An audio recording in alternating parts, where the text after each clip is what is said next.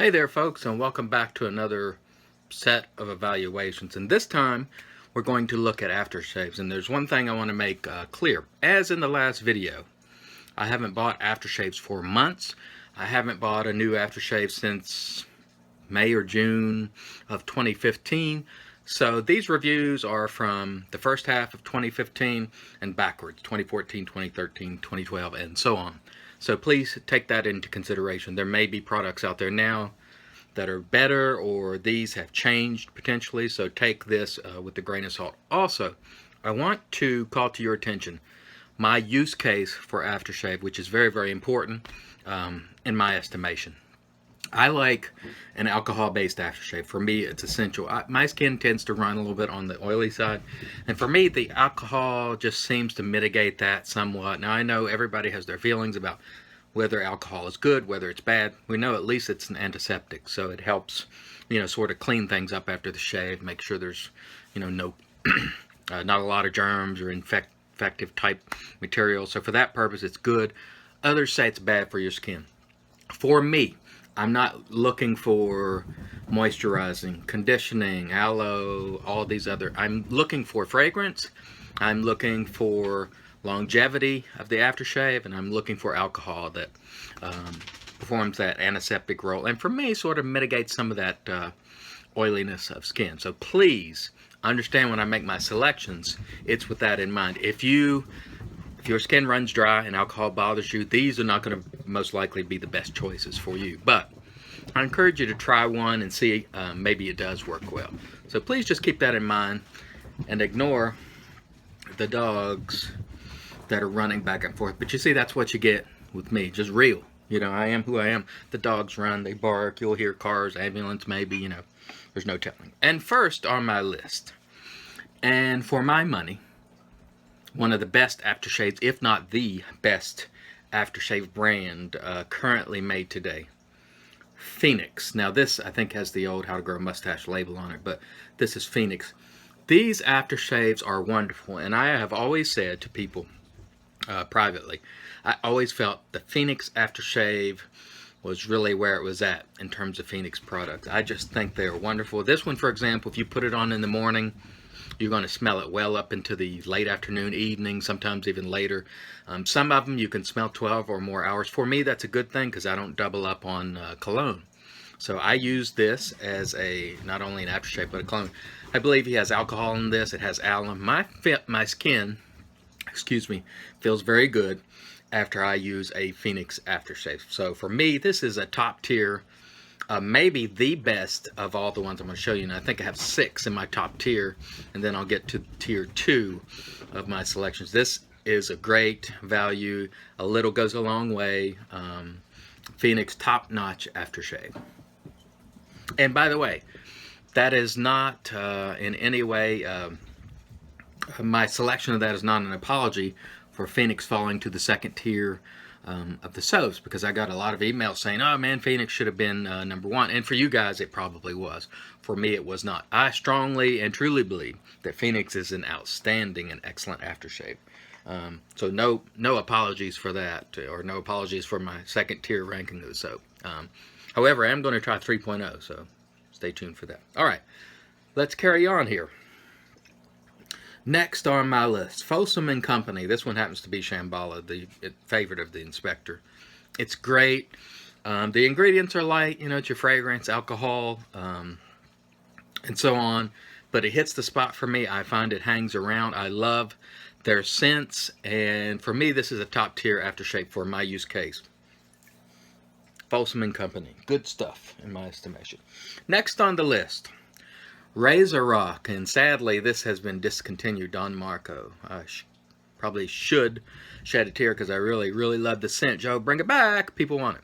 Anyway, Razor Rock aftershave I find to be a good value, good price. Now, one thing that I would call your attention to, not every Razor Rock aftershave is created equal. And by that I mean he has some offerings, like the Evil Eye, the 888, which has drastically different ingredients. Like this one, I think has, well, let's look at it: orange blossom water, witch hazel, water, grain alcohol. By the way, witch hazel is an ingredient that I like in the other aftershaves, and some of them have that too, which I like a lot. This one has aloe and a lot of good stuff. This one is more along the lines of the traditional aftershave ingredients. So when you, if this type doesn't work well for you, maybe you try one of the Razor Rock that has all this good stuff like aloe and orange blossom water and all the rest of it. Read the ingredients and choose what works best for you. I find these to be a very good value. They stick around for a pretty good while, and definitely in my top tier. Next on my list, Sterling, and this is my favorite of the Sterling aftershaves, Sharp Dressed Man. I told you, I think in a shave the other day, that I put this on the other morning at 5, and literally at 9 at night I could still smell it. Now some people will say that's too much. For me it's not. I don't mean to say that this will overpower a room, but it will hang around on your skin, on your hands, and I like that because I don't use a cologne. So for me, I find Sterling to be an excellent tier 1 aftershave. If you don't like their soap, I recommend strongly you try their aftershave. Give it a shot and let me know what you think. Next, you know I'd be remiss if I didn't mention Fine, and this one happens to be Italian citrus. Simple ingredients, but I find these are a great value. They last a good while. Excellent, excellent scent. I think the only one I don't care for is Snake Bite, because that's only menthol. But it's a heavy menthol aftershave, but it's great. And by the way, many of these do contain some menthol. Not all, well, I should say a few contain menthol. So if you're looking for that, just look on the ingredients in the bottle. Italian citrus is excellent. Fine Line, I think, is just wonderful. Definitely a top tier aftershave without a doubt. And the last one, I believe, is probably going to shock some people, but it is what it is. Pinaud, or however you say that, the Club Band. This one is my favorite of the Pinaud line, but I also have like citrus musk, lime sec. I think these aftershaves, for the money, are quite good. This one hangs around a good while. The only one I don't like from Pinaud is the Special Reserve. That is,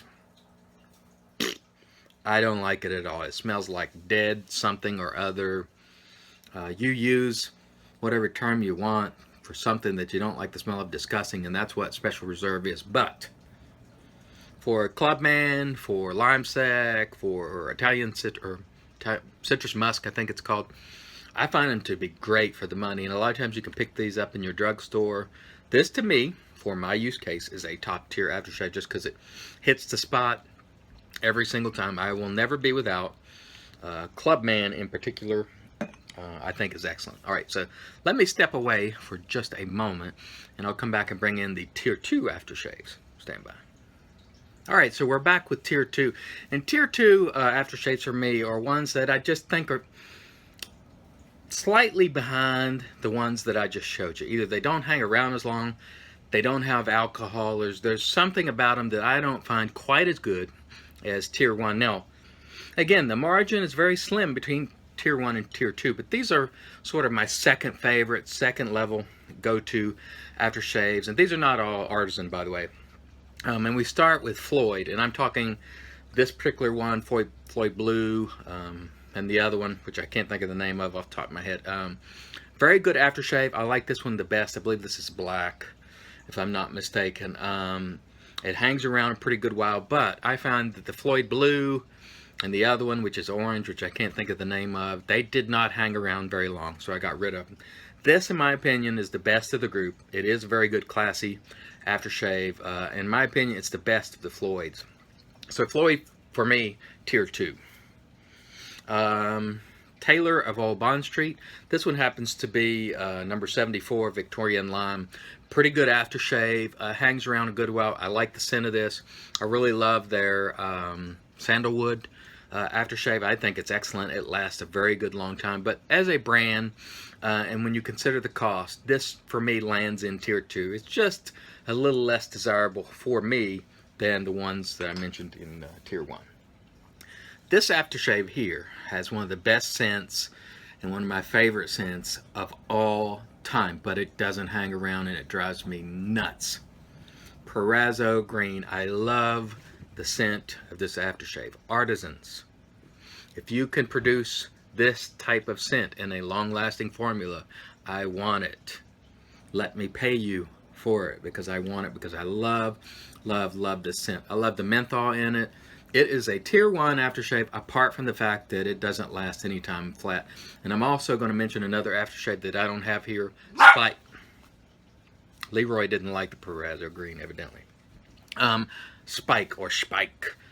It is both versions, active and the other, are excellent. It doesn't hang around. So, again, artisans, if you are watching, I'm looking for a Perazzo Green type scent. I'm looking for Spike, both active and regular scent in a long-lasting formula. So if you can produce that, I will buy it.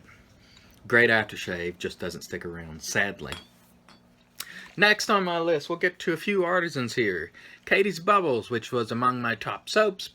Excuse me, let me show you the front of the label. Not among my top aftershaves. Not that it's not good, because it is. It's just a little light for me. It doesn't hang around as long as I would like. I think the scents are brilliant. I've had a couple of these, and I think the scents are just phenomenal. Chris is very, very good at scents, and so this probably has better stuff for your skin in it. Let's see. Yeah, we got aloe and all kinds of good stuff. Witch hazel. So probably better for your skin than my tier 1. But it doesn't hang around, so that relegates it to sort of tier 2. Still good, however. Excuse the dogs, Leroy. Coming in at tier 2, a great scent. This is one of my favorite scents of all time, by the way. Earl Grey and Ginger by Reef Point. If you haven't tried it, do yourself a favor and pick it up, because it is phenomenal, both the soap and aftershave. Get it, try it, thank me later. Reef Point aftershaves, very good. Tier 2, because they don't last quite as long as I'd like, but I'm going to tell you, they are good. Now, there is a couple, might have been Test Depth, that do last a long time, that were pretty stout, that I like a lot. This particular one has a phenomenal scent, and I got to smell it. It's that good. It's just so fresh, crisp, outstanding. Very, very good aftershave. Just falls a little short of my tier 1 because of longevity. And I know some people are going to say, bah, it's an aftershave, it's not supposed to hang around. Well, some of them do. So I pick aftershaves based on what I like. And, you know, a lot of people are going to say, you should use a cologne. I don't want to buy yet another thing and put it on my face. I don't like to double up and put bombs. And, you know, the only thing I use is witch hazel and an aftershave. I don't want to use a balm and then a EDT or what have you. Last on my list of tier 2, and keep in mind there are other companies that make aftershaves. I'm just listing some that I've tried and I like. Beaver Woodwright. And one thing to note about this aftershave, he was relatively new, at making soap and aftershave in 2015. So I would expect these products have probably evolved and improved. Again, the issue with this one, which is a great scent, by the way, Thomas 2. If you like citrus, this is great. Pick it up. Doesn't last as long as I'd like. And so a lot of aftershaves here sort of fall to tier 2 because they don't last a long. I know I'll receive criticism because I'm expecting a cologne type performance out of an aftershave, but it is what it is. That's what I want. So Beaver Woodwright, very good stuff. I'm going to smell this one too because I like the scent a lot. Phenomenal citrus scent. I love it. It's definitely one to check out. I would have expected, or I do expect this and the soap to improve. And that's my tier 2. Now, there are many, many other aftershaves I didn't mention that could fall into tier 2 and even below that. Some of them I just don't think are very good at all. One that I neglected to mention that is good that I want to mention, Ginger's Garden. It's got a sort of a different consistency, a little thick, but it is good. A lot of times it doesn't hang around quite as long as I'd like. That is a tier 2 aftershave for me, but it's very good stuff. One other thing that I want to mention, guys, when I did my soaps video, you might have noticed that my top selections in the top tier were all from companies that never sent me anything free, that never sent things in the pass around. So when you see me evaluating a soap that's been sent for the purpose of passing around, the vendor doesn't get any benefit from that. I'm still going to call it like I see it.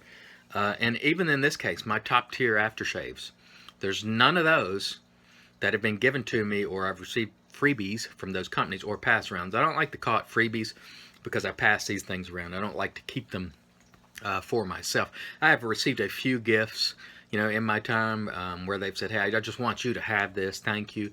But by and large, they are for pass around. So you get nothing, vendors. I'm just going to tell you, if you want to send me something to evaluate, I will surely evaluate it and pass it around. But I got to be honest.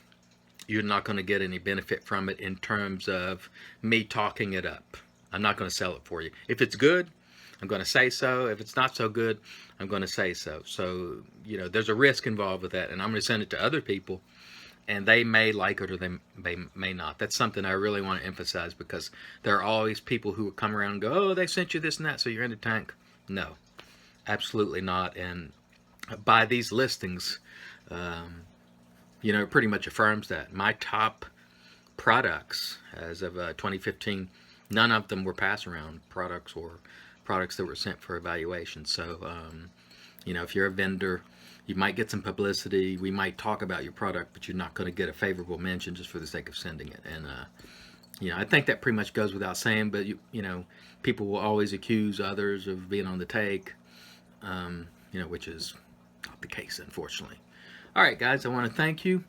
There's going to be a lot more product reviews. I'm not going to spend a ton of money, but I do have to try some of the things that have been recommended to me.